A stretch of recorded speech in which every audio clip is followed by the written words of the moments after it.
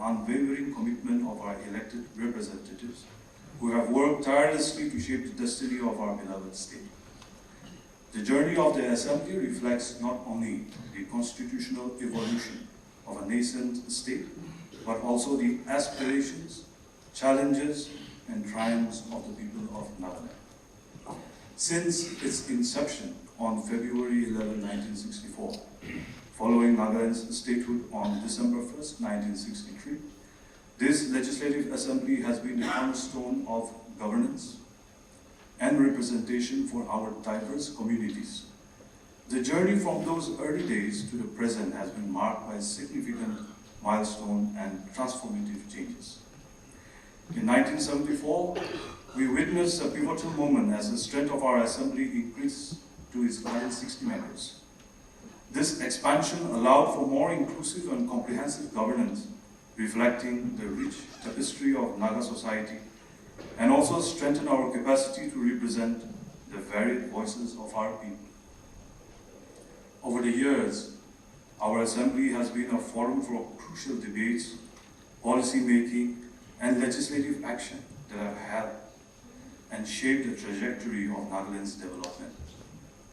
From preserving our unique cultural heritage to fostering economic growth and social progress, we have faced and addressed complex issues, guiding Nagaland's progress with vision, conviction, and determination.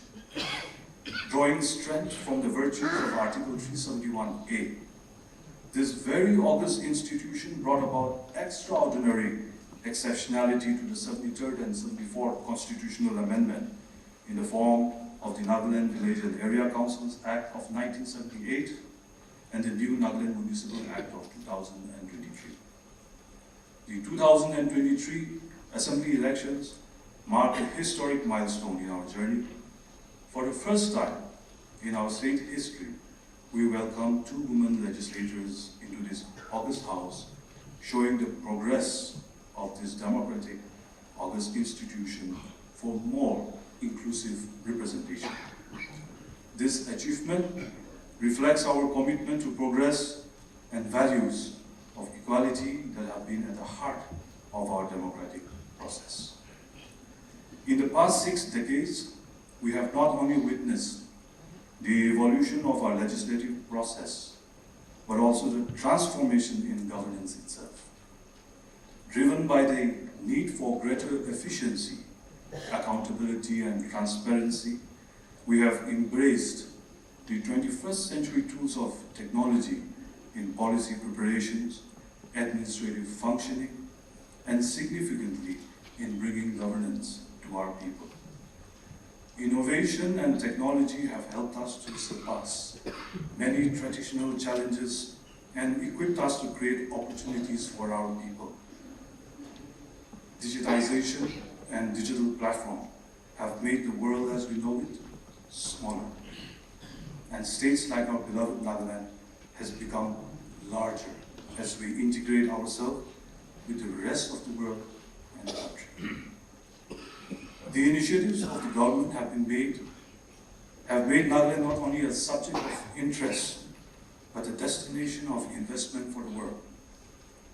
In this global scenario, the quality of human resources may just be one of the most determining factors to indicate the progress of our society, besides other equally important indicators. In the 60th year of Nagaland Assembly, we are happy to witness that the government of the day, under the dynamic leadership of Honorable Chief Minister Shri Nifurio, who is also the leader of the House, and the Council of Ministers and Advisors, led by Honorable Deputy Chief Ministers, have been making tremendous stride in this direction. And the government officials and civil servants, led by a seasoned and experienced Chief Secretary, have been tirelessly working to give shape to the direction and vision, one that portrays the significant transition that our state is undergoing and the preparation taking place for the future in this process. All this progress and advancements have been made possible on the foundations laid by our elders and former leaders, most of whom are present here. And so today, we are celebrating not just the milestone achieved, but also the lessons learned along the way. Reflecting on our past, we acknowledge the tireless efforts of all those who have served our state and our people in all capacities, all who have dedicated themselves to the betterment of Nagaland. Your collective wisdom, passion, and commitment have been instrumental in navigating the challenges and opportunities that have come our way. As we reflect on the journey of the past 6 decades, we are reminded of the countless sacrifices made by our leaders, who have worked tirelessly, selflessly, to build a better future for our people. We pay tribute to their vision, perseverance, and dedication, which have enabled us to overcome numerous challenges and emerge stronger as one people. And in this context, I want to quote a passage from the speech of my esteemed predecessor, late Tiananmen, delivered during his tenure as the chairman of the interim body. I strongly feel what he said still has relevance to our collective pursuits today. He says, "This is my sincere appeal to the people of Nagaland, whether old or young, and man or woman, to build genuine unity and close cooperation for building up this young state of Nagaland. We should regard this not only as a day of rejoicing, but a day of dedication in the service, betterment, and happiness of the Naga people. The first and foremost task of the Naga people today is to maintain a genuine unity. United efforts with genuine search for unity are the urgent and essential needs for restoration of permanent peace and prosperity in this easternmost corner of the country. I strongly feel that there is absolute unison in the sentiments of this August gathering to the words of our first speaker.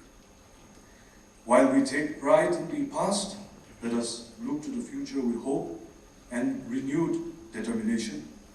I am confident that the Nagaland Legislative Assembly will continue to play a pivotal role in addressing the evolving needs of our people, fostering sustainable development, and preserving our unique cultural identity.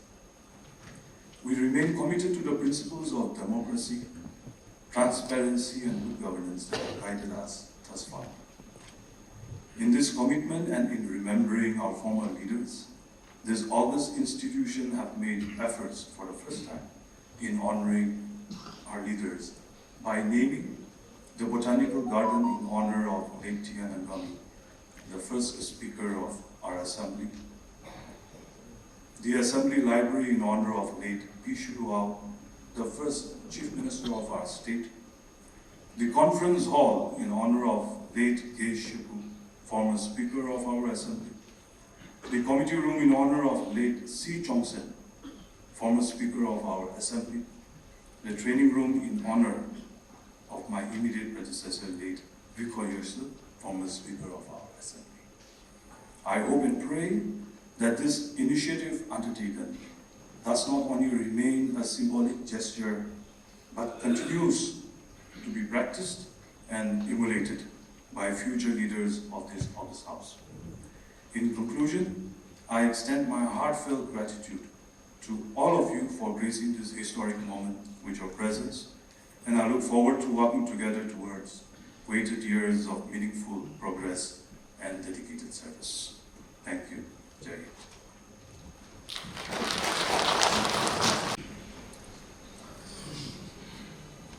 We shall now begin the commemorative events with the release and presentation of the 60th anniversary souvenirs, for which I request the Honorable Governor and Honorable Chief Minister to do the honors.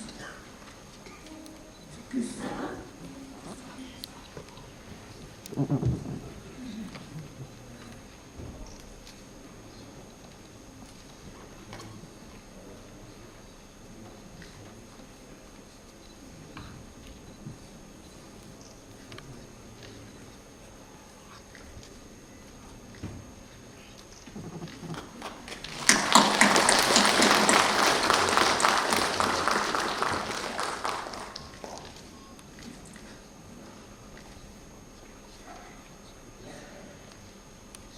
now request Honorable Governor.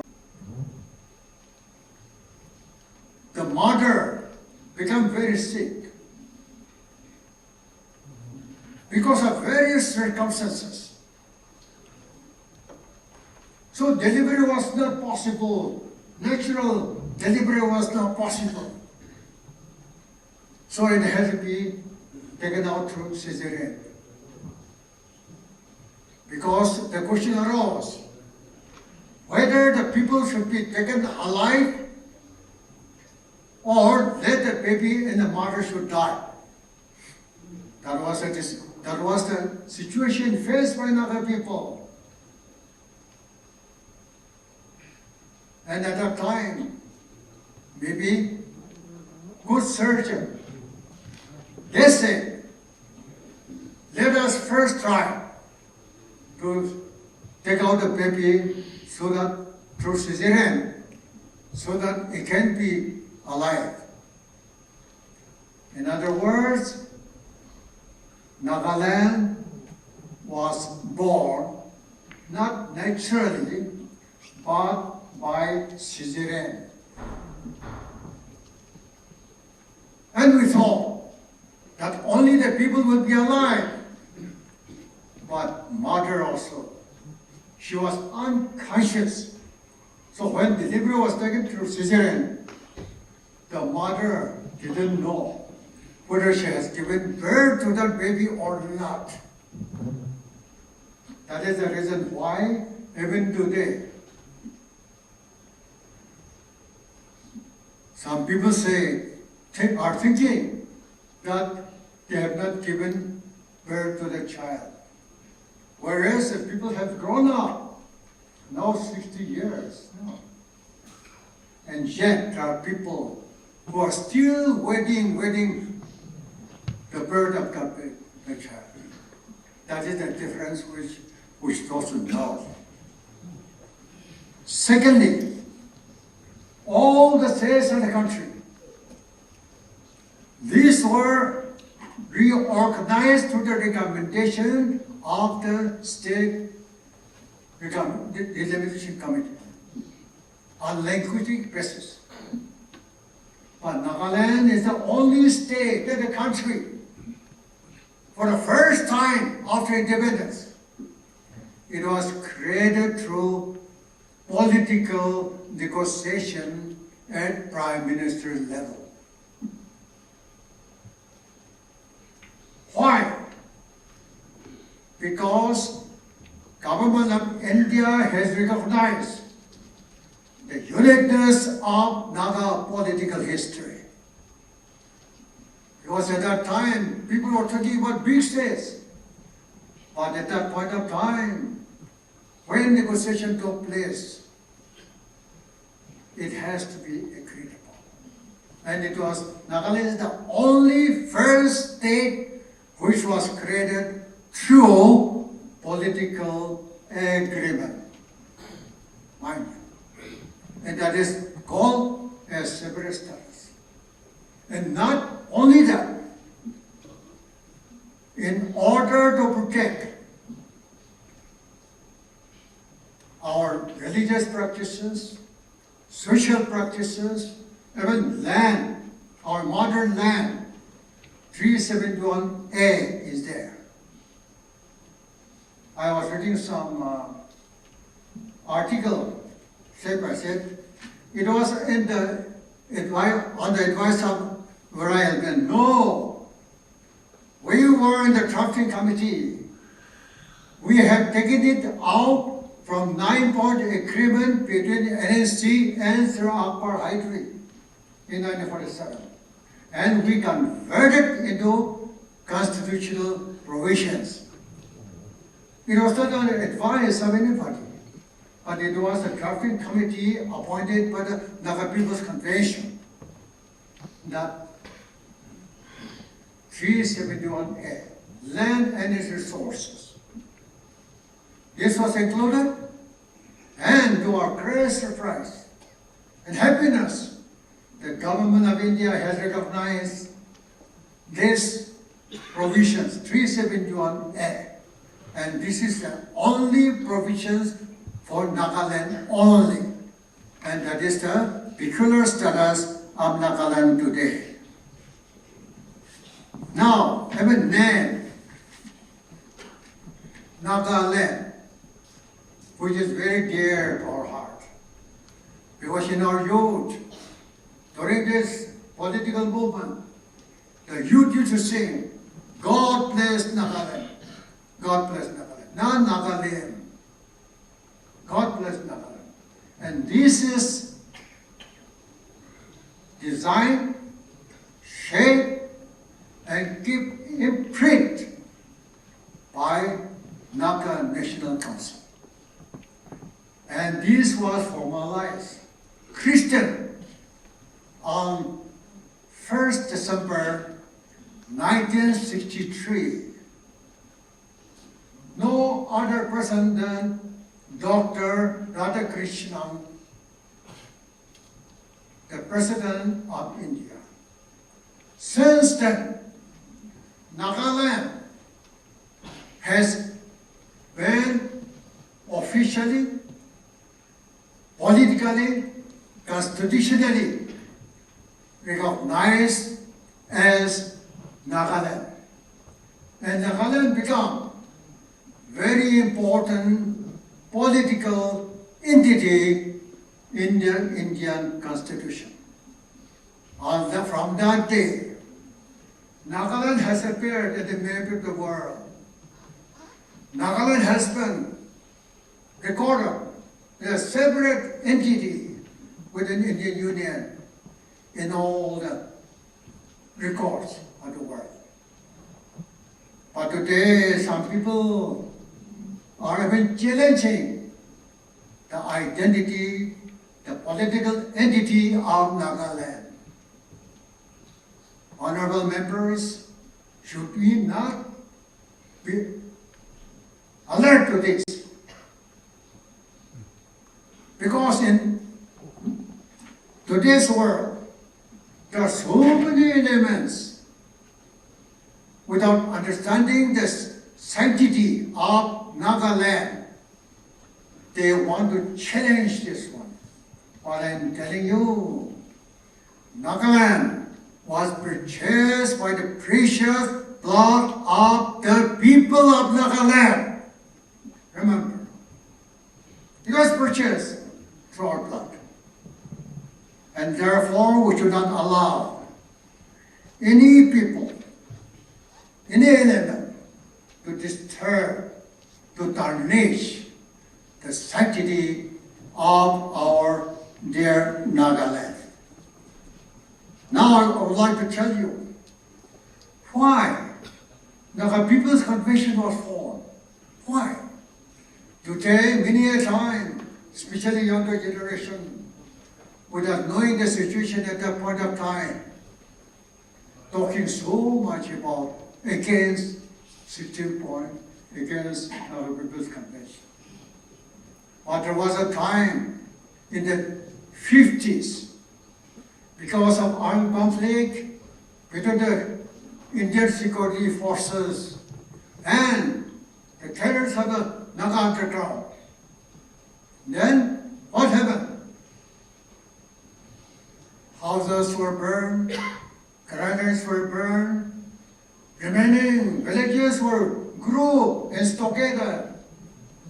Agriculture was denied. Movement was also denied. Men folks were daily engaged in labor force, and the rest were put in jail. Naga people at that time, no food, there was no cultivation.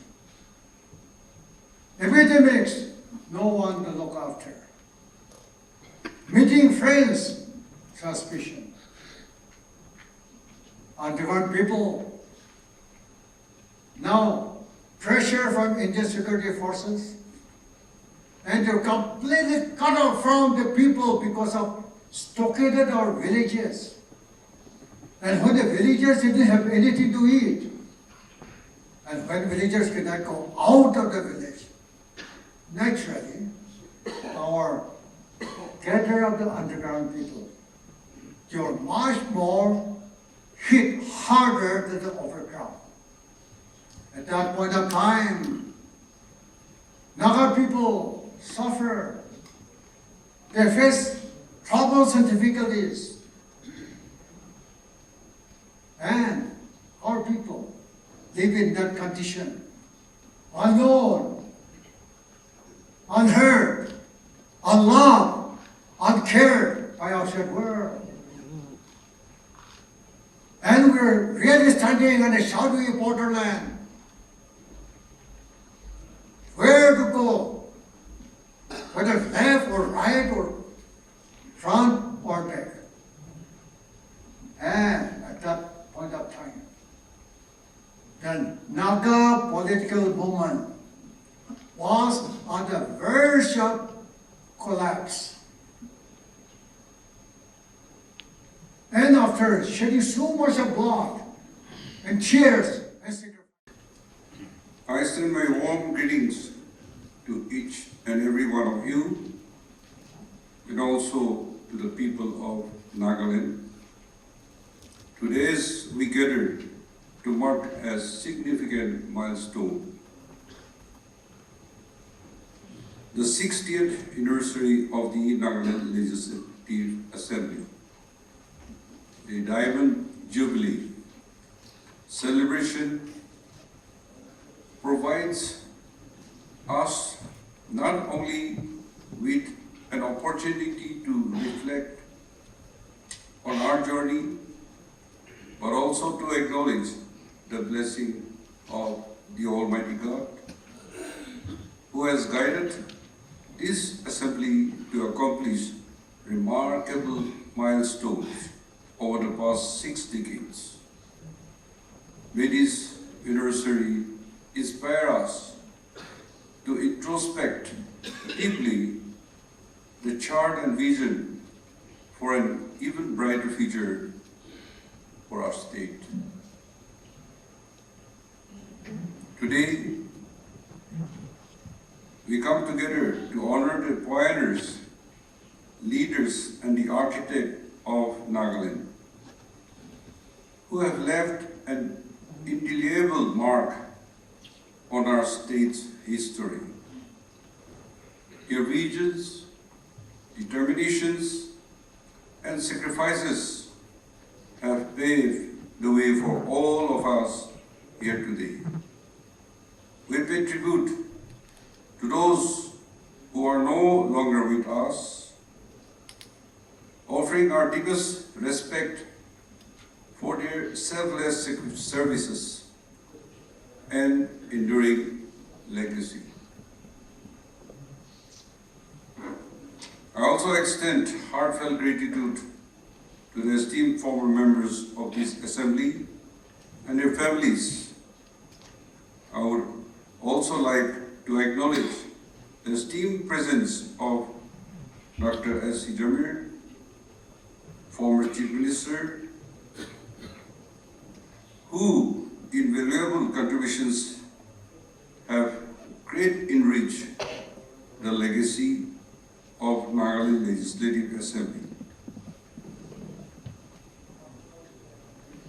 And all those who have contributed, their unwavering commitment has been instrumental in shaping our legislative foundation and in fostering the growth and development of Nagaland.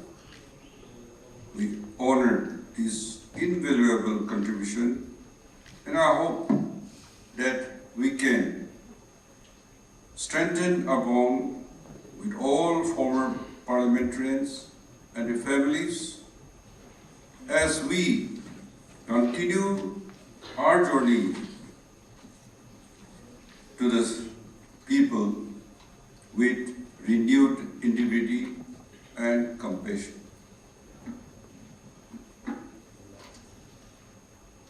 As a tribute to our rich history, I'm pleased to mention again the renaming of several facilities within the Assembly complex. These facilities will now bear the name of our First Honorable Chief Minister, P. Shilua, along with 3 former esteemed speakers, K. Shikhu Sema and Sri C. Chongsen Chang and Sri Wiko Yosud.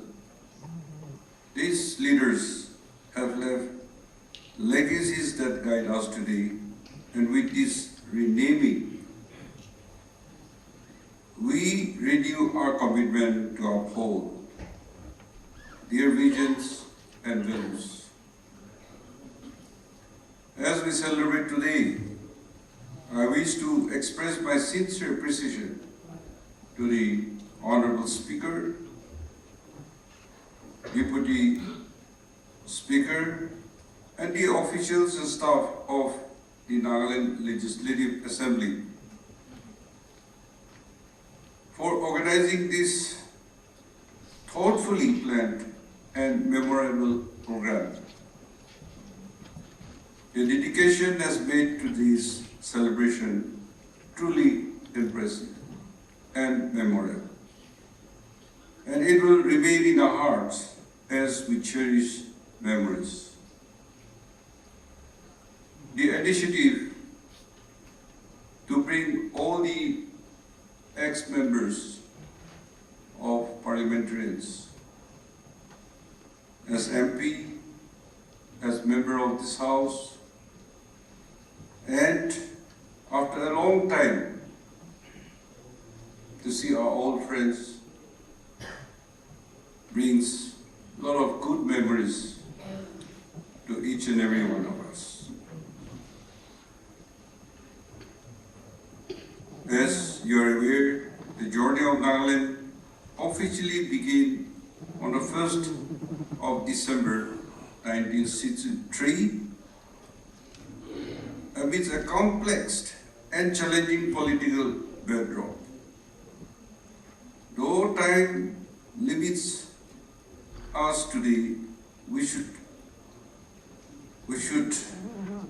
close to our hearts. We should hold close to our hearts the memories of the significant events and people who shaped our paths to statehood. Their contributions reminds us of the strength and resilience that are the cornerstone of our state identity.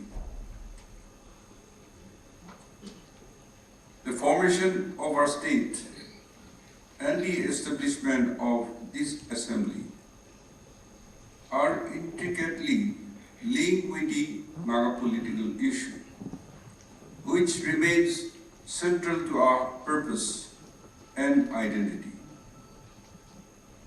Since the attainment of statehood, every assembly has recognized the importance of this issue, addressing it in nearly every session and passing a total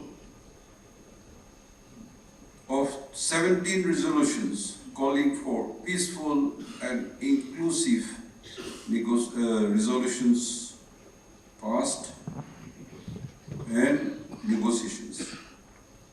This Assembly's commitment to the Naga cause underscores our collective responsibility to pursue peace, unity, and oneness in Naga family. The Nagaland Legislators Forum on the Naga political issue has served a vital facilitator in peace talks, adapting and evolving to foster dialogue and understanding.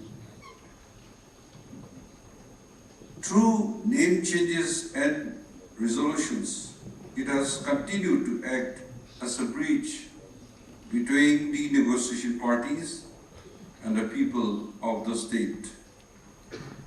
We have taken this issue to the highest level engaging with the Honorable Prime Minister and central leaders in a spirit of collaboration, always seeking for peace and inclusive settlement. In both 13th and 14th assemblies, all the members have united to address the Naga political issue by forming an opposition-less government. I extend my gratitude to all the honorable members, particularly those outside the PDA, for coming together in this unified approach. This reflects our shared commitment to peace, justice, and progress for the people of Nagaland. The issue of Naga integration, which emerged from the 16-point agreement, remained a core part of the larger Naga political movement since 1964. This assembly has passed 6 resolutions advocating for the administrative integration of contiguous Naga inhabited areas, with the most recent resolution in 2018. We will continue to pursue this goal in the spirit of unity and solidarity. As a democratic body, the Nagaland Legislative Assembly embodies the people's will and is entrusted with the responsibility of lawmaking for the public good. This assembly has consistently passed acts through respectable discussions and without discord, demonstrating a commitment to conducting our proceedings with dignity. This is a reflection of our shared values and mutual respect for different viewpoints. The government is accountable to this assembly. Its status depends on the House confidence. Mechanisms such as assembly questions, debates, resolutions, and the activities of various House committees ensure this accountability. Over the years, these mechanisms have functioned effectively with the efforts of the leadership of past, present speakers, deputy speakers, and honorable members who have upheld their responsibilities with dedication and integrity. Nagaland Legislative Assembly have a good legacy of conducting its business with dignity and respect, a tradition that is becoming increasingly rare in today's time. I am confident that under the able guidance of the Honorable Speaker and Deputy Speaker, this House and those that follow will continue to uphold this noble tradition. May God bless Nagaland and guide our assembly in all our future endeavor. Thank you and God bless.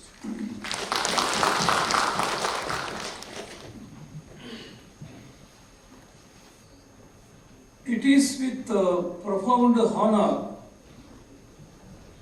that I stand before you today on this momentous occasion, the 60th anniversary of the Nagaland Legislative Assembly, that is being celebrated with the theme Embracing Innovation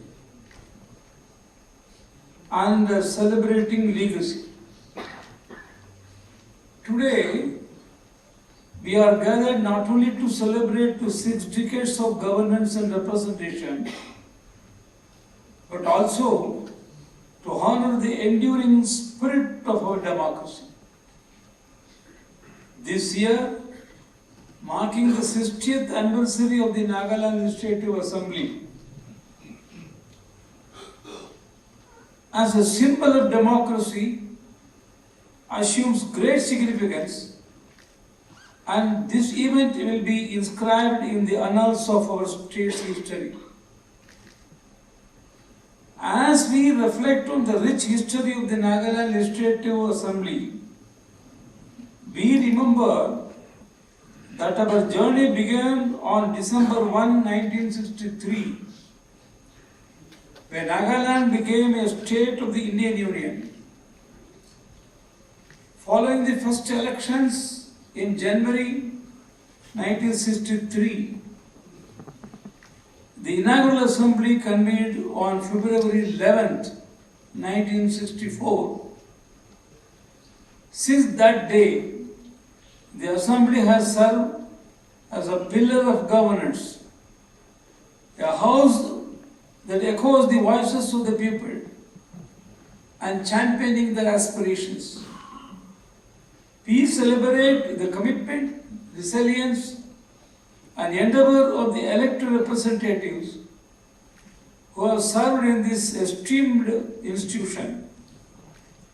Each member has played a crucial role in advocating the aspirations and challenges of their constituencies and contributing to the rich mosaic of Nagaland's political landscape.